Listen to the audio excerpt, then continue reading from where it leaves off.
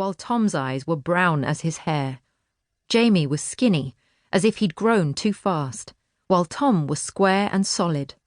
Jamie was pale as a china doll, whereas Tom was all aglow. Lucy knew these were the boys who were coming to live in the little cottage next door. The boys with the dead father.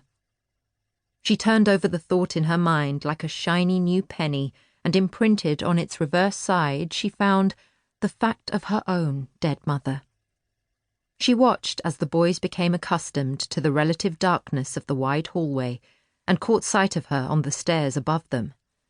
When their gaze met hers, something seemed to catch in her throat, and an unfamiliar shiver ran through her. She set aside her doll and stood up. Later, they told her that rays of sun from the landing window illuminated the blonde curls which encircled her head. But all she would remember was the way they stopped and stared, as though she was a vision, as though she could become the fixed point in the turmoil of their lives, as though she would save them. Hertfordshire, October 1936. Chapter 1.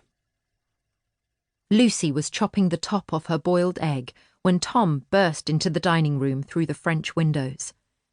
His hair was standing on end as if he'd just sprung out of bed, and he was waving a newspaper in his hand. Lucy laid down her spoon and glanced nervously at her father, Captain Nicholson. He wouldn't like this interruption to his breakfast. "It's come!" yelled Tom. "The call has come!" Lucy's father looked up from deboning his kipper and wiped his moustache. "Good morning, Thomas," he said dryly.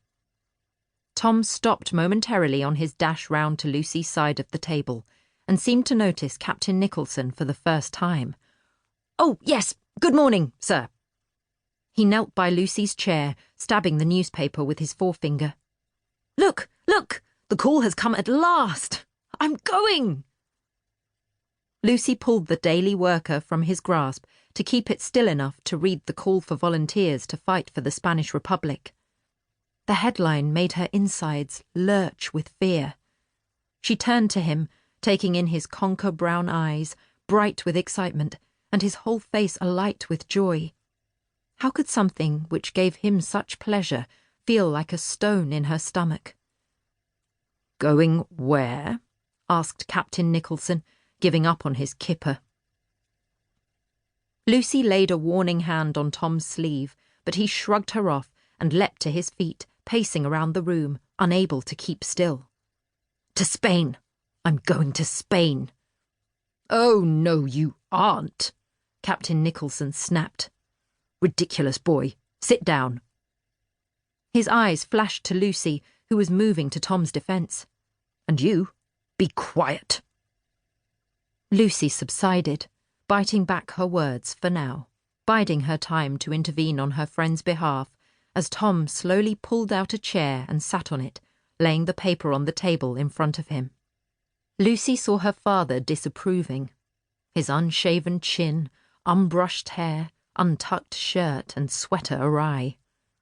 Tom had obviously hastily yanked on some clothes and run round from next door to tell her the news as soon as the paper had been delivered. She loved his impulsiveness, but wished he'd checked to see if she was alone. Captain Nicholson laid down his cutlery. "Now then, what's all this nonsense?" Tom leaned forwards.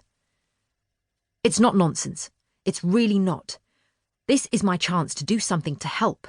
It's what I've been waiting for." Lucy could see her father's face starting to redden as he struggled to maintain control.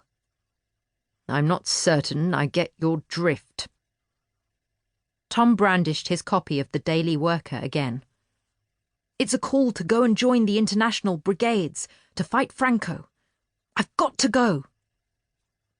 Admiration ran through Lucy, turning almost immediately to a twinge of sickness at the thought of Tom hurling himself into such danger.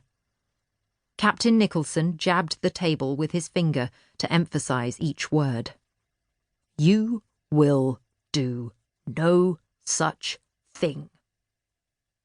Tom ran his hand up through his